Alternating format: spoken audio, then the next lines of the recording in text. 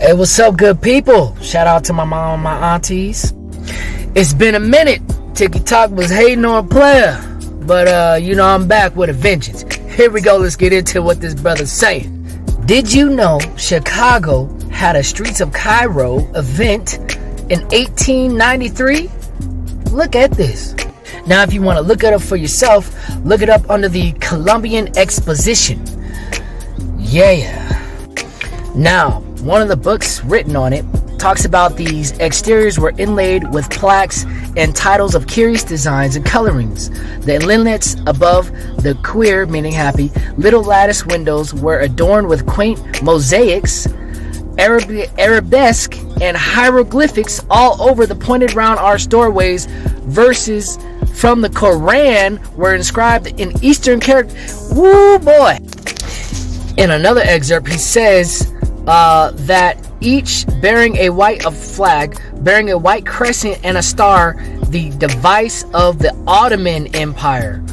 In America, here's a good one right here. The quarter was alive with people, and although among the throng were a few European and many American strollers like themselves, there was also a sufficient representation of the motley tribes of the delta of the Nile. Gee, I wonder what Nile he's talking about. As well as the inhabitants of the nations bordering on the deserts, Arizona, to encourage the illusion that there were indeed the land of the pharaohs. Here are the swarthy Arabs, that means looking like me, and Egyptians in flowing white garments and mantles, charlatan pashas robed and turbaned in rich silk of many colors, and ubiquitous Turk. It goes on. Now, for time purposes, I'm gonna stop reading and just show y'all some pictures, some real live pictures of this place. Look at this. Look at the structures. Look at these people. Hone in on those folks right there in the street of Cairo, Chicago. Bruh, this was a whole thing. They had an Egyptian wedding, which was one of the craziest parts about it. It was the most festive place on earth. Millions of people, millions of dollars coming in 1893. Let's get deep. Here's where the lie comes in. They said the bidding was done in 1882. It was awarded in 1890, and all that, all that and more was done by the time 1893 this place was open. Come on now. I need y'all to research the mud floods, because this is looking pretty similar. Look at that. Goddess Selk is American. Y'all still here? Okay, cool. Let's continue with this goddess Selk. So she is depicted with the scorpion, a black scorpion on top of her head. Here are some drawings of hieroglyphs found in South America by the Mayas, I might add. And real quick, here she is again with another goddess. Note the color. If any of you guys know anything about highly melanated people back in the ancient times, I'm gonna just let that be a clue. But that's her over there on the right with the scorpion depicted on her head. Hieroglyphs they found over there in the Egypt and North Africa. But let's get back to it.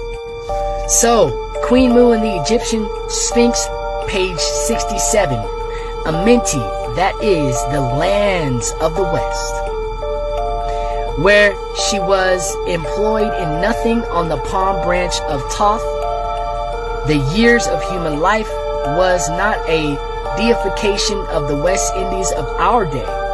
Selk was also called the Lady of Letters, from which she appears to have been the goddess of writing. What connection could possibly have existed in the mind of the Egyptian wise men between a scorpion, the letters of the alphabet, and the art of writing? Egyptologists do not inform us. If we consider that they figured the land of Sek as a scorpion, and that from the general contour of the group of islands known to us as the West Indies, the Mayas called them Zina'an, the scorpion. But Zina'an means Also, an accent or a mark in writing. As the name Selk, it may have been suggested by the color of the black ink used in writing or by the name of the large black scorpion quite abundant in Central America. Now, let's also consider this word eek or eek or ek. He mentions in his book that it possibly means black in Maya, but it is also translated as a star or a celestial heavenly body. Pretty dope. So eek or ek becomes ek chuch. It's the same name as the black scorpion, the female black scorpion. So there we have Selk or X or Ik Ekshuk, and the black scorpion, who is also the one who